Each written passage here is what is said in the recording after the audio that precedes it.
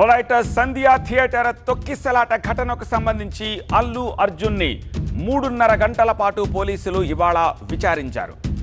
చిక్కడపల్లి పిఎస్లో ఈ విచారణ జరిగింది. Central zone DCP Akshansh Yadav, Chikkadpally ACP Ramesh, Chikkadpally CI Raju Naik, ఇంకా సెక్టార్ ఎస్ఐతో కలిపి ఒక టీం అల్లు అర్జున్పై ప్రశ్నల వర్షాన్ని కురిపించింది. అసలు ఆ 3.5 గంటల పాటు ఏం జరిగింది, అల్లు అర్జున్కు పోలీసులు ఎలాంటి క్వశ్చన్స్ వేశారు? సంధ్యా థియేటర్ ఘటనలో అల్లు అర్జున్ విచారణ ముగిసింది. చిక్కడపల్లి పిఎస్లో 3.5 గంటల పాటు విచారించి స్టేట్మెంట్ రికార్డ్ చేశారు పోలీసులు. 20 ప్రశ్నలతో కూడిన జాబితాను సిద్ధం చేసుకుని వాటిపైనే ఆరా తీశారు. మనకందుతోన్న సమాచారాన్ని బట్టి ముందుగా అసలు ఆ ప్రశ్నలేంటో చూద్దాం. నెంబర్ 1, థియేటర్కి వస్తున్నట్టుగా మీరు ఎవరికైనా సమాచారం ఇచ్చారా అని అల్లు అర్జున్ అడిగారు.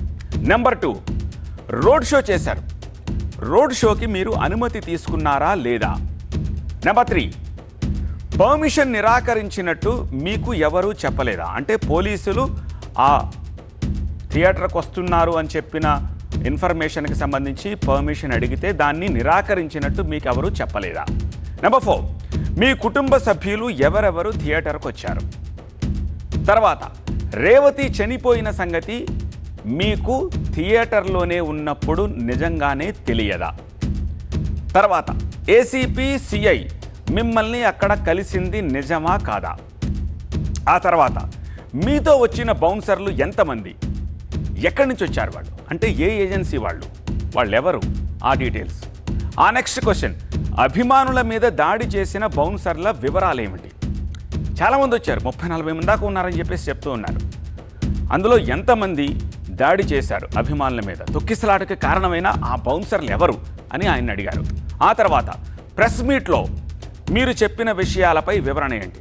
లేటెస్ట్గా జరిగిన ప్రెస్ మీట్లో మీరు చెప్పిన విషయాలపై వివరణ ఏంటి? ఎందుకంటే ఆ ప్రెస్ మీట్ తర్వాత ఒక వీడియో ఫుటేజ్ రిలీజ్ చేశారు పోలీసులు. సో ఈ రెండింటిని కలిపి క్వశ్చన్ చేసినట్టుగా తెలుస్తుంది. నెక్స్ట్ క్వశ్చన్, మహిళ చనిపోయిన విషయం మీకు ఎప్పుడు తెలిసింది?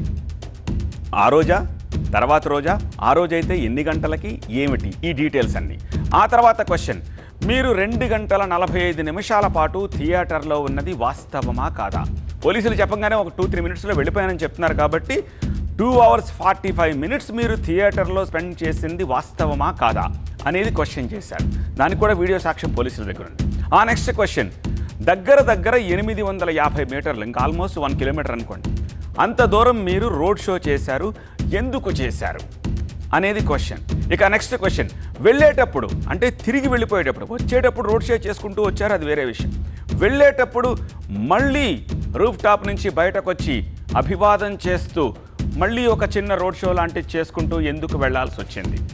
సో ఇన్ని క్వశ్చన్స్ని సిద్ధం చేసుకుని అల్లు అర్జున్ని క్వశ్చన్ చేశారు. ఇక పోలీసుల ప్రశ్నలకు అల్లు అర్జున్ ఇచ్చినట్టుగా సమాధానాల గురించి విశ్వసనీయ వర్గాల దగ్గర నుంచి మనకు అందిన సమాచారం ఏంటో కూడా ఒకసారి చూద్దాం. తాను ప్రెస్ మీట్లో చెప్పిన మాటలకే కట్టుబడి ఉన్నాను అని చెప్పి అల్లు అర్జున్ చెప్పినట్టుగా తెలుస్తోంది. తర్వాత, నా దగ్గరకు ఏ పోలీస్ అధికారి వచ్చి రేవతి మృతి చెందారని ఆ రోజు చెప్పలేదు అని చెప్పి అల్లు అర్జున్ అంటున్నారు. ఇక తొక్కిసలాట జరిగిందని మాత్రమే నాకు ఇన్ఫర్మేషన్ ఇచ్చారు, ఒక మహిళ చనిపోయిందన్న ఇన్ఫర్మేషన్ ఆ రోజు నాకెవరూ చెప్పలేదు అంటున్నారు. ఇక నాకు చెప్పిన 3 నిమిషాల్లోనే నేను అక్కడి నుంచి వెళ్ళిపోయాను అంటున్నారు. వెళ్ళేటప్పుడు మళ్ళీ తొక్కిసలాటకు ఛాన్స్ ఉండడంతో సినిమా పూర్తి కాకముందే నేను అక్కడి నుంచి వెళ్ళిపోయాను అని చెప్తున్నారు.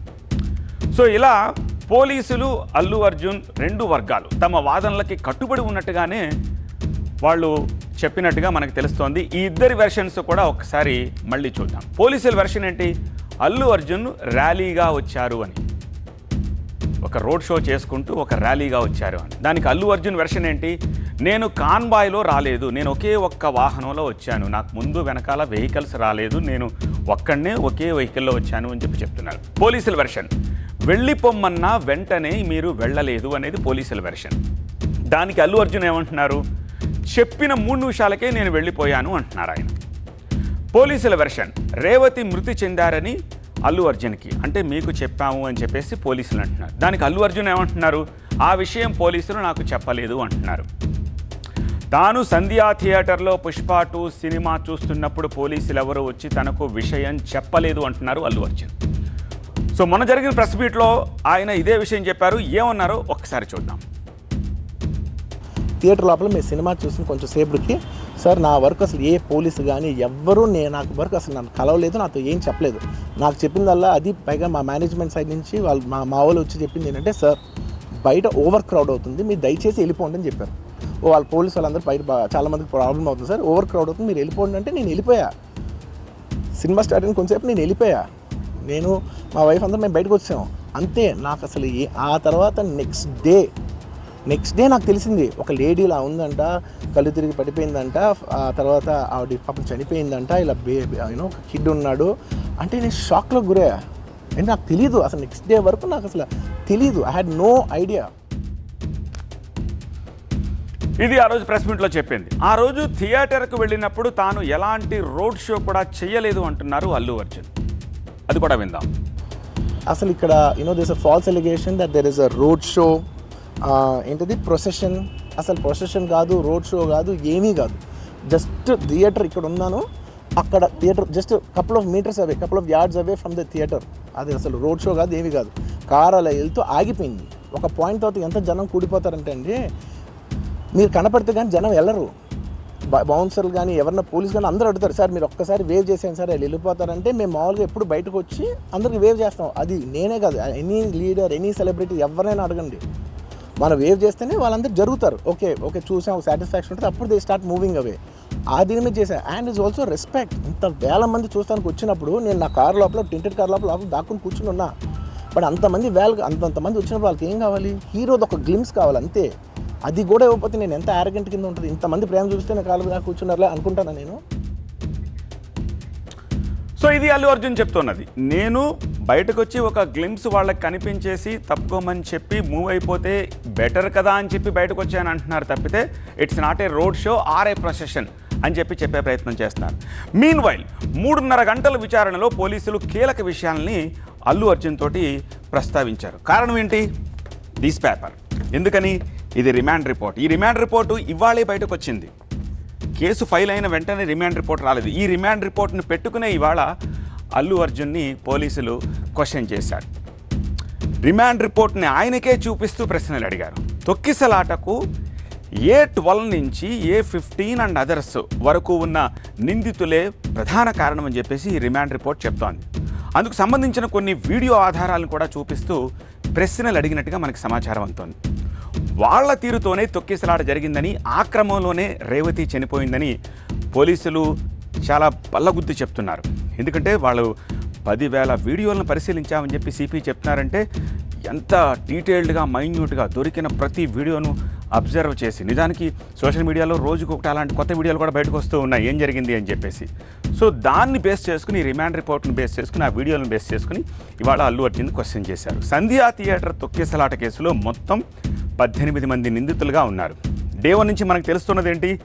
A11గా అల్లు అర్జున్ ఉన్నారు అని అంతే అనుకున్నాం మనం. కానీ ఇవాళ రిమాండ్ రిపోర్ట్ బయటకు వచ్చాక తెలిసింది ఏంటంటే మొత్తం 11 కాదు 18 మంది ఉన్నారు అని. ఇందులో చివరికి మైత్రి మూవీస్ ప్రొడ్యూసర్లు కూడా ఉన్నారు, వాళ్ళు A18. సో రిమాండ్ రిపోర్ట్లో పేర్కొన్న ఆ 18 మంది నిందితులు ఎవరినో కూడా ఒకసారి చూద్దాం. A1 ఆగమాటి రామిరెడ్డి, ఈయన A1. అదే ఆగమాటి రామిరెడ్డి అని ఇంకొక పేరు కూడా ఉంది, ఆయన A2. బహుశా వీళ్ళిద్దరు బ్రదర్స్ ఏమో, పెద్ద రామిరెడ్డి చిన్న రామిరెడ్డి అని అనుకోవచ్చేమో వీళ్ళ మనం. ఈయన కూడా ఓనరే. A3 సందీప్, అతను ఈ రామిరెడ్డికి పార్ట్నర్. A4 సుమిత్, ఇతను కూడా one of the partner. A5 మళ్ళీ ఆగమాటి ఇంటి పేరుతోటి, అంటే A1 A2 ఉన్నారు కదా, వాళ్ళ ఫ్యామిలీ మెంబర్ వినయ్, ఇతను కూడా పార్ట్నర్. A6 అశుతోష్ రెడ్డి, ఇతనొక పార్ట్నర్. A7 రేణుకాదేవి, ఆమెక పార్ట్నర్. A8 అరుణారెడ్డి, ఆమెక పార్ట్నర్. A9 నాగరాజు, ఇతను థియేటర్ మేనేజర్. ఆ రోజు పోలీస్తో కరస్పాండెన్స్ చేసినప్పుడు లెటర్లు ఇచ్చింది చేసింది అంతా కూడా ఇతనే.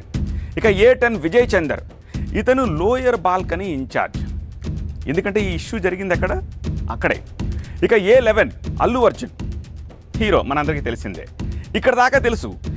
A12 సంతోష్, ఇతను Allu Arjun personal manager, literally PA అని చెప్పి అనుకోవచ్చు మీరు.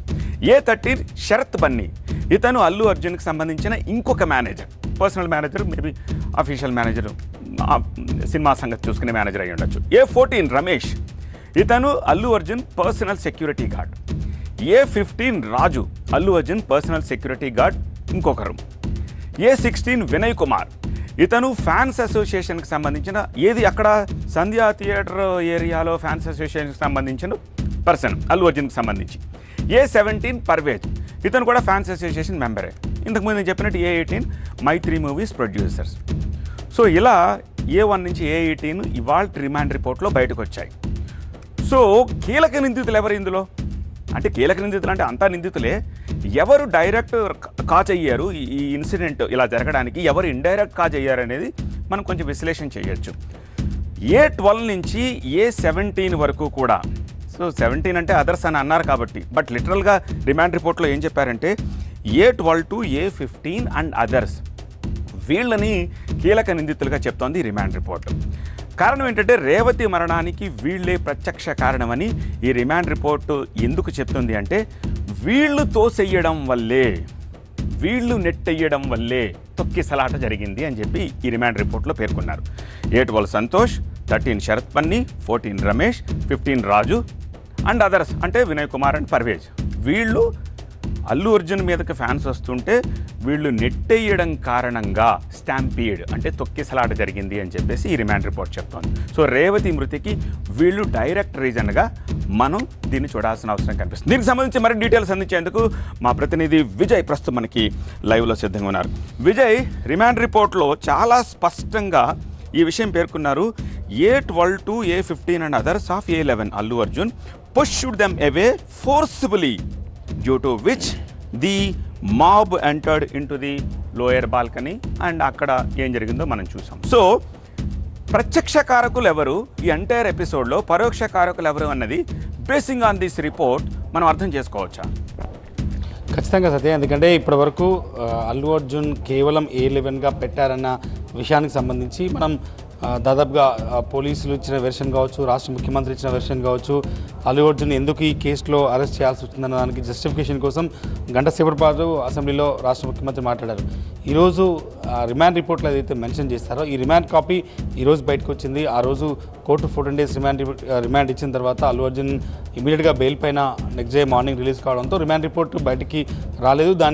దాని సెన్స్ అంతా కూడా ఇప్పుడు ఈరోజు అల్లు అర్జున్ ఇన్వెస్టిగేషన్ సమయంలో ఆ పార్ట్ అంతా కూడా ఉపయోగపడింది.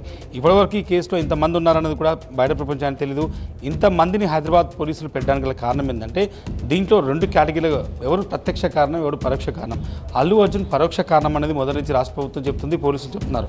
కానీ ప్రత్యక్ష కారకులు ఎవరంటే Allu Arjun personal security guards, personal manager, personal PA ఎవరుతున్నారో వాళ్ళు ప్రత్యక్ష కారణంగా పోలీసులు రిమాండ్ రిపోర్ట్లో మెన్షన్ చేశారు. అయినప్పటికీ కూడా వాళ్ళని A1 A2గా పెట్టలేదు. కానీ ఈ కేసులో అందరినీ, ఎందుకంటే రేవతి మరణానికి కారణమైన వ్యక్తులు ప్రత్యక్ష కారకులు వీళ్ళు, పరోక్షంగా థియేటర్ యాజమాన్యం, ఎందుకంటే వాళ్ళు సరైన రెస్పాన్సిబిలిటీ తీసుకోలేదు, సరైన అరేంజ్మెంట్స్ చేయలేదు. సో వాళ్ళని A1 A2 A3 A4 almost A10 దాకా పెట్టారు. సో ఆ 10 మంది థియేటర్కి సంబంధించిన యాజమాన్యం వాళ్ళు సరైన పోలీసులతో కోఆర్డినేషన్ చేసుకొని థియేటర్కి రావద్దని చెప్పి హీరోయిన్కి చెప్పినప్పటికీ కూడా మిస్కమ్యూనికేషన్ చేయించి వాళ్ళు వచ్చి వాళ్ళే పర్సనల్గా బౌన్సర్స్ని పెట్టి ఎక్కడైతే రెస్పాన్సిబిలిటీ లేకుండా పూర్తి స్థాయిలో అక్కడ జరిగినటువంటి వ్యవహారానికి బాధ్యులు కాబట్టి వాళ్ళని మొదలుగా పెట్టారు. కానీ A11 నుంచి దాదాపుగా A17 వరకు ఎవరైతే ఉన్నారో వాళ్ళంతా కూడా పూర్తిగా అల్లు అర్జున్కి సంబంధించిన వాళ్ళే. A11 అల్లు అర్జున్ ఆయన పరోక్ష కారకుడు, ఆయన వెంట వచ్చినటువంటి వ్యక్తులు ఎవరైతే ఉన్నారో వాళ్ళు తోయడం వల్లనే ఈ ఒక ఫోర్స్ ఎంతైతే అల్లు అర్జున్ చూడడం ఒక్కసారిగా గేట్లు ఓపెన్ చేసుకొని లోపలికి వచ్చిన తర్వాత కింద లోవర్ బాల్కనీలో ఒకసారిగా ఆయన చూడడం కోసం పైకి ఎక్కేందుకు ప్రయత్నించడం, అక్కడ అల్లు అర్జున్ ఉన్నటువంటి ప్లేస్కి జనాలు వచ్చే ప్రయత్నించడంతో అందరినీ తోసేయడంతో ఒకరిపైన ఒకరు పడడం వల్ల ఈ స్టాంపెడ్ జరిగింది అనేది మొదటి నుంచి పోలీసులు చెప్తున్నారు. సో దీనికి ఆ తోసివేతలో కారకులైన వ్యక్తులు అల్లు అర్జున్ పర్సనల్ సెక్యూరిటీకి సంబంధించిన వాళ్ళు, ఆ బౌన్సర్లు. సో ఆర్గనైజ్ చేసిన వాళ్ళు ఒక పాత్రలో ఉంటే ఇతన్ని ప్రొటెక్ట్ చేస్తూ లోపలికి తీసుకెళ్ళి ఇతన్ని చూడడం కోసం వెనుకబడుతున్న వాళ్ళని తోయడం వల్ల, కింద పడడం వల్ల ఈ రేవతి వాళ్ళ కొడుకు శ్రీతేజ ఇంత ఇబ్బంది పడ్డారు. కాబట్టి సో కారకులు వీళ్ళు అనేది పోలీసులు ఐడెంటిఫై చేశారు. దాంట్లో భాగంగానే ఇంతమందిని పెట్టి ప్రత్యక్ష పరోక్ష కారకుల ఈ కేసులో చూపెట్టే ప్రయత్నం అయితే పోలీస్ శాఖ చేసింది. ఓకే ఓకే విజయ్, మరి A18 ఇప్పుడు మైత్రి ప్రొడ్యూసర్స్ కూడా చేర్చారు కదా, మరి వాళ్ళ ప్రస్తావన అరెస్ట్ విషయంలో ఎక్కడ రాలేదు? ఐ మీన్ ఏం జరిగింది అక్కడ అని?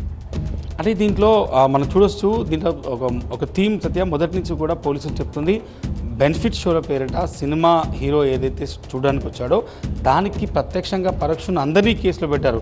ముందుగా A1 నుంచి A10 వరకు థియేటర్కి సంబంధించిన యాజమాన్యం, ఇర్రెస్పాన్సిబిలిటీ, పోలీసులతో కోఆర్డినేషన్ చేసుకోకపోవడం, ఇంత లోవర్ వర్గాలను సరైన ఏర్పాట్లు చేసుకోకపోవడం, ఇదంతా కూడా A10 వరకు జరిగింది. A11 నుంచి A17 వరకు కంప్లీట్ ఒక పర్సన్, అంటే సినిమా హీరో రావడం, ఆయన చుట్టూ వచ్చిన సెక్యూరిటీ, ఆయనకు సంబంధించిన పర్సనల్ వ్యవహారాలు, ఆయన భార్య, వాళ్ళ కుటుంబ సభ్యులంతా వచ్చేటప్పుడు వాళ్ళు చేసినటువంటి సీన్ అంతా కూడా, బౌన్సర్స్ ఎవరైతే వచ్చారో వాళ్ళనంతా కూడా ఒక పార్ట్లో పెట్టారు.